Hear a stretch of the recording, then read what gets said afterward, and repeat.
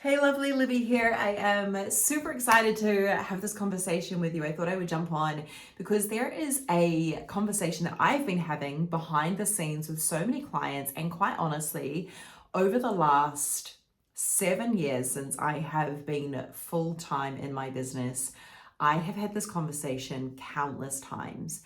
And this is for you if you are a woman in business and maybe your husband is in business with you, maybe he's not. But either way, you feel like he believes in you, but he kind of doubts your vision and what you're creating.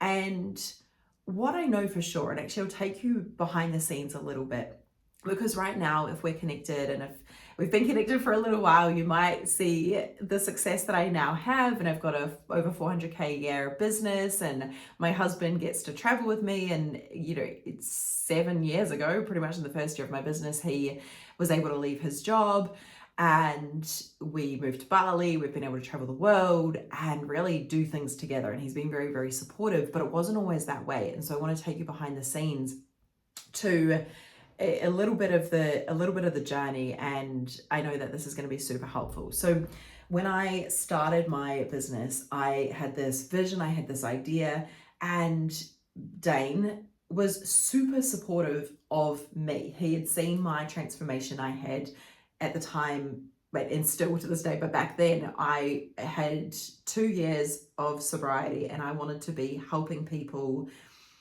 in their own journeys. Maybe they were party people like I was a massive party girl, and I had this energy moving through me, probably like you with your mission and with your business, that this message and my transformation that I had just been through, it wanted to get out into the world. And that was how I started my business. And at the end of 2017, it was a blog, and I was simply just sharing what I was doing in my own recovery journey and my own healing journey, how I'd gone from being a crazy party girl, not being able to hold down relationships, a lot of eating disorders, mental health issues, and had overcome that addiction, gone through addiction recovery, and was now, I don't even know if I was married at that point. No, I wasn't. I just got engaged actually when I started my blog. But I was, had a successful career. I was at that point nearly 2 years sober, and really had transformed my entire life around. I bought a house for the first time. I was making more money than ever. And it was all because of the inner work that I really started my coaching business on.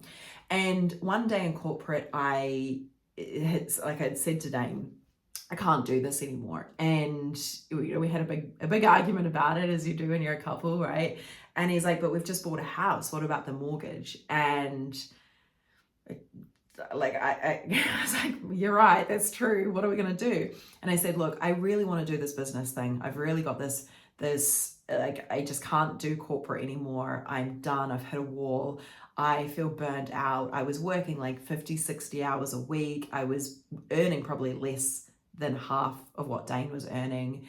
And maybe actually by the end I've received some promotions. So maybe like half of what he was earning if I was lucky. And that, I was on the success trajectory in the corporate world, but my soul was not happy. And maybe that's why you started your business as well, right? The ultimate freedom. But for me, before the vision, before the big goals or anything like that, I simply wanted to be able to work from home. I didn't want to have to go to work if it was raining outside, and I wanted to make a way bigger impact. I was impacting a couple of hundred people per year in that job, and I knew that I wanted to impact tens of thousands one day, and I knew that I wouldn't be able to do that if I stayed in that job. And I had this burning desire, and I'm sure you know what I'm talking about, when you have that passion and you have that fire and you have that energy that moving through you, and you've just got to get it out into the world. And that passion really is what sold Dane on the idea of me leaving corporate. And we agreed that he actually then came to me and he said, okay, well, I will be able to, like, my career, my job will be able to provide for us just. And my commitment in that was, well, if you're going to do this for us, and you're supporting me to quit my corporate job, to essentially walk away from the salary that's helping keep us afloat so that I can pursue my passion and pursue my vision, then dude, I owe it to you to freaking show up for this business like nothing else. Like, if you're going to do that for us, then I'm also going to show up at that level. And that commitment back then in 2018 really set the tone for the journey that would follow after that. That obviously we didn't know what was going to happen, but it's how it unfolded. And what I see, the reason why I believe that we have created success together now, and we're able to do business together, and he does a lot behind the scenes. He also he's the visionary behind Sasha now. This is something that came to me, we created it together, and now he's taken the reins of that, and I'm looking after my personal brand coaching side of things, whereas we used to do that together. And the reason why we're able to work so well as a team, even though we're both Tauruses, even though we're both leaders, even though we're both alphas, and even though he didn't get it at the start, he didn't understand the coaching world, he didn't know what I was talking about, he didn't know what coaching even was. And so what it did though is me showing up with that commitment to him because of the commitment that he made to me, right? It's teamwork. That set the tone for all of the decisions that would come from that moment. And we don't always see eye to eye, but we're both emotionally responsible, and we have these growth moments in our business, in our relationship, in our marriage, that allow us to continue to evolve. And I see so many women being held back because they don't have that same dynamic in their marriage. And I received a piece of advice longer than this, maybe 12 or 13 years ago, when I was engaged to someone else, not my husband. And my mentor at the time, I was working a sales job, I was a travel agent, and it was a commission-based job, and I learned sales, I was very good at it. I was helping people achieve their dreams of travel. And he said to me at the time, he said, the number one determining factor of success that successful people will tell you is that 80% of your happiness is determined by the person that you choose to marry. And he could see that I was not in a happy relationship, that I was about to marry the wrong person for me. And I sat with that. One of my goals in life was to always be successful. I've always had that as a North Star, probably like you, right? It's just, I've just always known that I'm here for more. And you and I, that's how we are. And so I heard that he gave me that piece of advice. And I sat with that. I ended up walking away from that relationship, and a couple of years later, meeting Dane, my now husband. And that was always the filter that I looked at any relationship through. Is this person going to support my success? Not that I know what it looks like, but are they going to be on board with that? And I could tell that Dane was always going to allow me to be who I am, not try and control me, not try and hold me back. And so that's a really important piece of context, because I know that not every single woman is in the same type of marriage and in the same type of relationship. And what I know is that the person that we choose to do life with really does set the tone for our success. And I have seen so many women be held back in their business because their husband doesn't support them. They don't necessarily have a supportive partner. And quite honestly, when someone comes to me for coaching because they want success in their business, but their partner is not on board, I'm not the best coach for them, because my honest advice is I don't even give advice. I ask the question, why are you staying in a relationship that is not supportive? Now, of course, I'm not going to go into that because there's so many things, so many reasons, of course. But that's my experience. That is my lived experience that I come from. Now, if someone's trying to create a level of success and they're not in a supportive relationship, it's very hard, right? It's very hard. And so this conversation that we are having, and majority of the women in my world, the reason that they're successful is because they have supportive partners. Now, their partner might not understand what they're creating. They might not understand the business, and they might not understand the vision, but their partner loves them and their partner supports them. They might not support the vision just yet, but they support them. And this is the key thing, right? And I think back to when I started my journey, and I remember vividly sitting in the front seat of the car. We shared a car. Dane and I were both working in corporate. I had a blog at this stage. I was about to leave corporate. I was getting super burned out. I was super stressed, overworking. I was doing my blog on every chance I got, I was coaching people for free in my lunch breaks, on my weekends, before work. I'd wake up at like way earlier than I had to get to work so that I could work on what would become my business. It was just this passion that, I'm sure you've got that.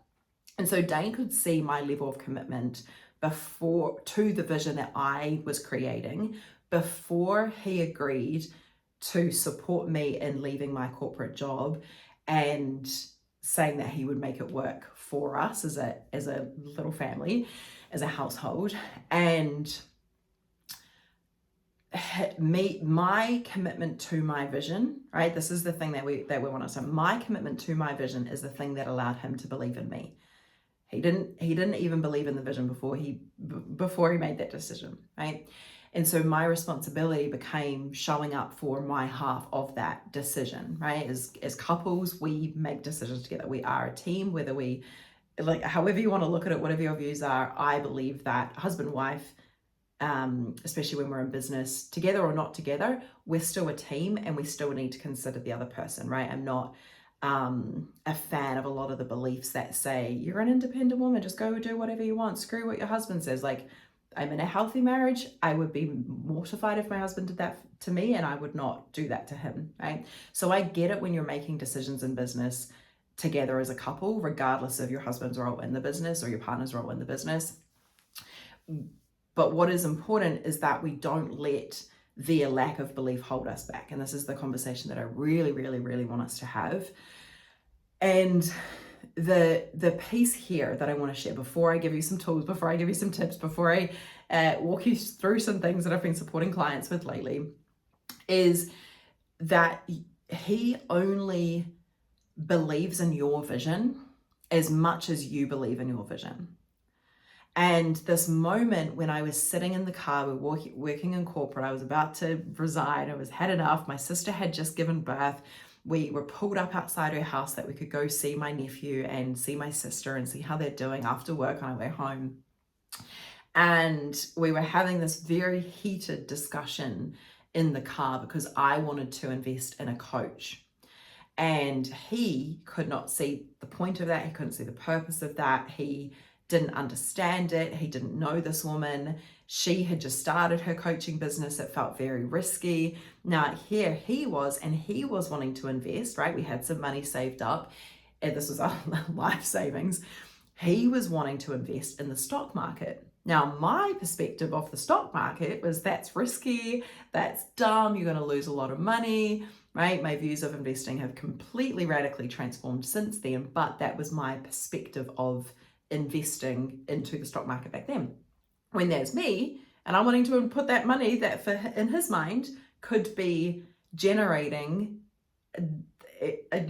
cash flow, money making money, I'm wanting to take that and I'm wanting to put it in an intangible asset, being me, right? And so every time that you're investing in your own coaching and you're jumping into retreats and you're jumping into masterminds and you're doing programs, 99% of the time, right, your husband is behind the scenes thinking, oh, unless he's in business, unless he's already in the game and he's already done it, if you're the one that's in the relationship and you're the one that's leading, you're the visionary and you're the one that's doing it, he's probably sitting there going, what are you doing? This is intangible, it's illogic, it's crazy, it doesn't make sense. How can you guarantee the results? What's the ROI?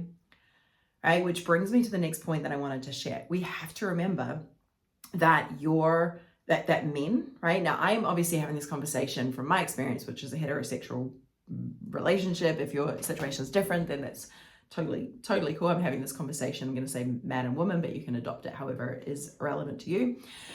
And the perspective that we want to remember is that men typically think in logic. Women are very emotional, right? So we typically will make investments, we'll make decisions based on emotion, based on our intuition, right? I don't know about you, but I make decisions based on how it feels, based on the vibe, right? I do not do my due diligence. I do now because I've learned some hard mistakes, but I first of all go by how I'm feeling. I'm very connected to the life force energy of an offer, of a coach, of a mentor, of what someone's offering. And I believe that one of the greatest investments of my life is going to be me. because I trust myself so much to be able to create the results and create the life.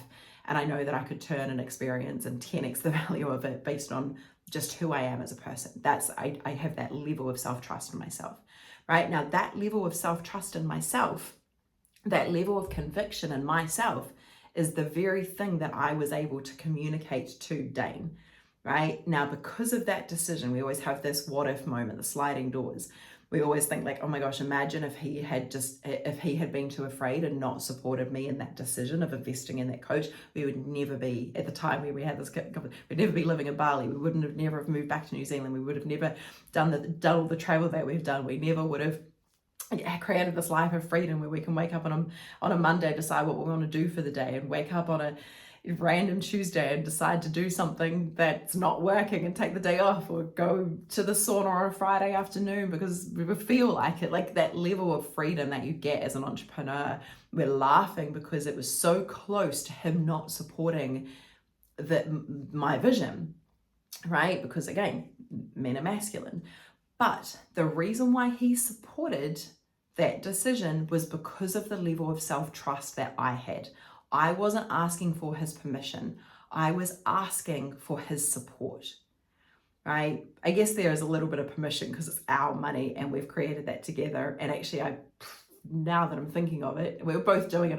We're working a lot, but I'm pretty sure he got a big bonus at work. So that's why we're able to have a little bit extra sitting there or something, like, right?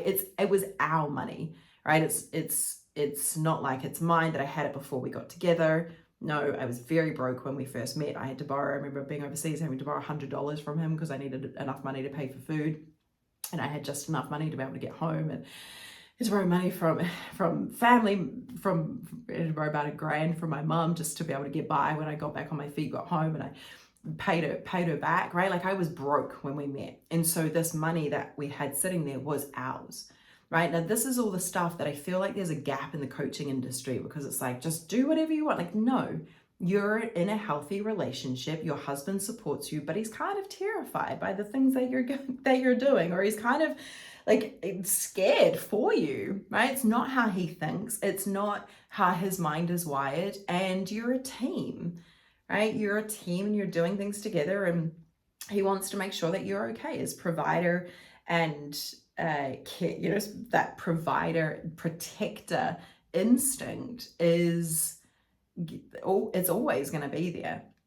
But that level of self-trust that you have is the thing that he's going to need for to get him to support you even more, right? If he doesn't get it, or he doesn't believe in your vision and you feel like he doesn't believe in you, I don't think. And if you look a little closer, I bet that it's not that he doesn't believe in you. It's probably that he just hasn't seen enough results, tangible results. He hasn't seen the business bring in enough money.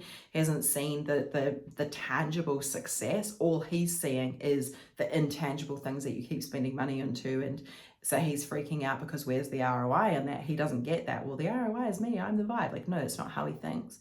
And so as soon as we can understand how they think, how he's perceiving what's going on in your world and how that is, we can have a little bit of understanding as to why he's reacting the way that he is, right? But then we also get to check in with ourselves and look at, well, what's actually our responsibility, right? As the partner, as the one that is doing the thing that he's saying that he doesn't believe in, or that we're not feeling supported in, are we actually showing up with the same level of providership energy that he's bringing? Right? In my relationship, my marriage is a little bit different. I'm the one that the main income earner, right? But we've gone through that whole shift now.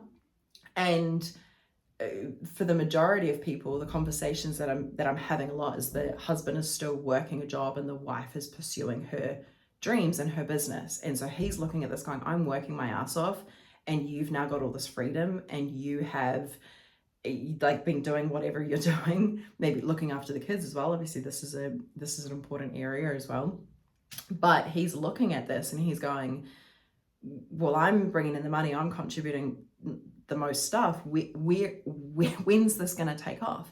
Now, here is what happens, and here is the difference, or here's what I noticed, right?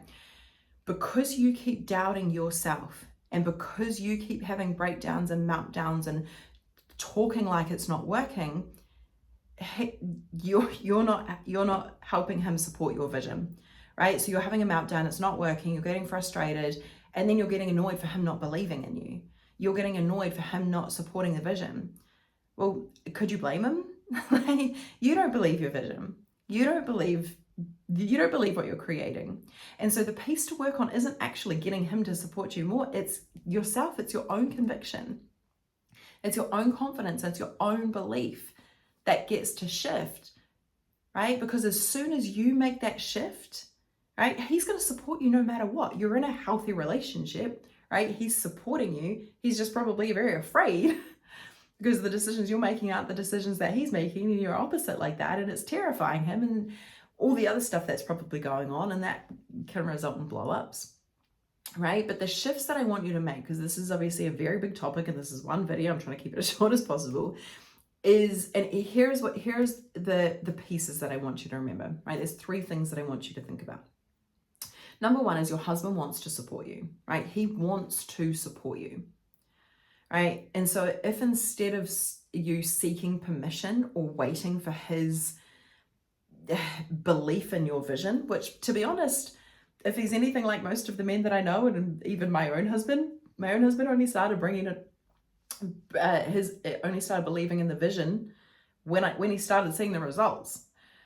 Up until then, he just believed in me because I believe so strongly in my vision. I believe so strongly in myself to bring the vision to life, right? And so instead of you waiting for his permission or his buy-in to your vision, if instead you start leading, right? Leading the energy of your home, leading the energy around your business, protecting your workspace, right? If right now your workspace is on the dining room table, is there another way that you could set up a workspace for yourself to respect what you're creating, to create the energy, lead that energy first?